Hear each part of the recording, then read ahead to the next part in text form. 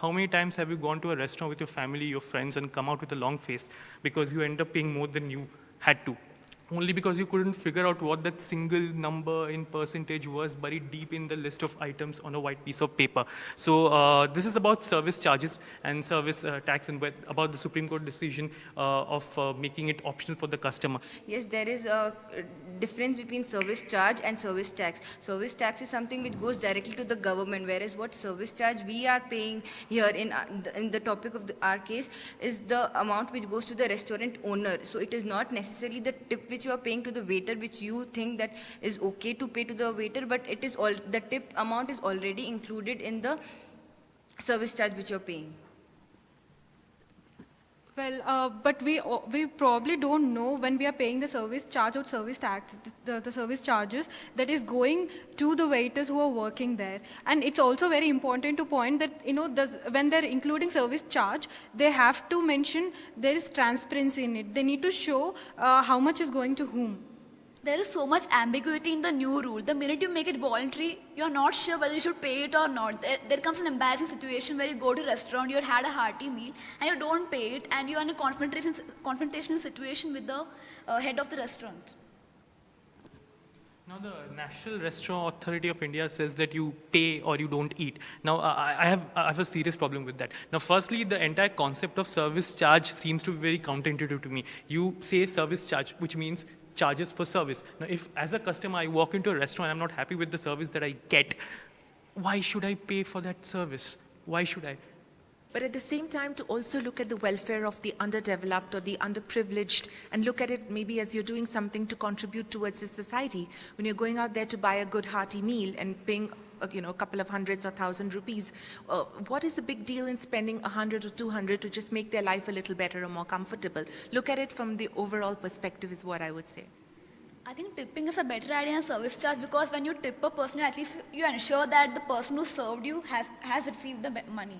But with service charge, there's no transparency. We don't know the breakup of the service charge. We don't know who is getting the charge, or is it profitable, or is it actually reaching the waiters themselves. Yeah, I completely concur with that idea, because if you think of it that way, when, say, NRI says that you pay or you don't come and eat, the service charge is, as you very correctly pointed out, is to make sure that everyone is equally paid and that development is taken care of, their nutrition is taken care of, those who are working there. But because there's so much ambiguity when it comes to breakdown of that service charge, I don't know if that money is even going to the chef. So if that money is not going to the chef, if I'm as a customer not aware of it, then can the hotel owner actually take responsibility for the quality of food that is being served to me? Because I don't know if the money, a part of it, a part of the service charge is going to the chef. Then ideally I should be going and talking to the chef and asking him, I have paid you money, so are you making sure that I'm being treated well and I'm being given nutritious food? Because then in that case, the hotel owner can really wash his hands off. Nobody is forcing us to pay this charge, but we are paying occasionally whatever it is. But still, these restaurants have the service charges in their bill. So people should aware of this service charges and service taxes. For the same fact, we could actually alter the name of it. Instead of using, because service tax and service charge is such a confusing name, we can always come up with probably an alternative of having it as optional only or tip only, an alternative name, so that people actually know that this is the tip what you're paying and not a service tax or any extra charge to the restaurant. However, let us not ignore the commercial logic behind service charge. The minute you get rid of service charge, I'm sure that the hotel owners will raise the price of the menu to recover the remuneration of the employees. Also, if you have to have service charge at all, can we at least bring uniformity in the rate of service charge? Some charge 5%, some charge 20%. So let's get rid of that grey area. As you very correctly pointed out, people are still not aware that service charges are optional. I think the first step towards nipping this issue in the bud, so to speak, would be to somewhere put up, they very conveniently put up notices saying we won't accept 500 and 1,000 rupee notes because they're illegal tender. Then might as well put up a board saying that, look, service charges are optional. If you are happy with the services, then pay or don't, because it's as simple as that.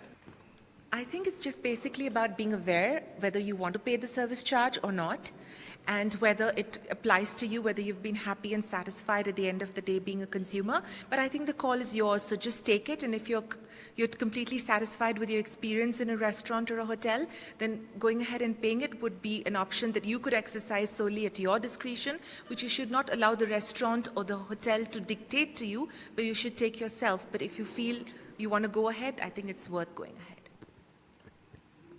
I completely agree. As long as it's to your discretion, it should be fine. Simply because, say it's as when I go to a grocery store and buy milk, I'm paying 20 rupees because the packet of the milk costs 20 rupees. The guy there never asks me for that extra 5 rupees so that he can then distribute that 5 rupees to the 5 workers who are working there. Then why should that logic be extended to hotels and restaurants?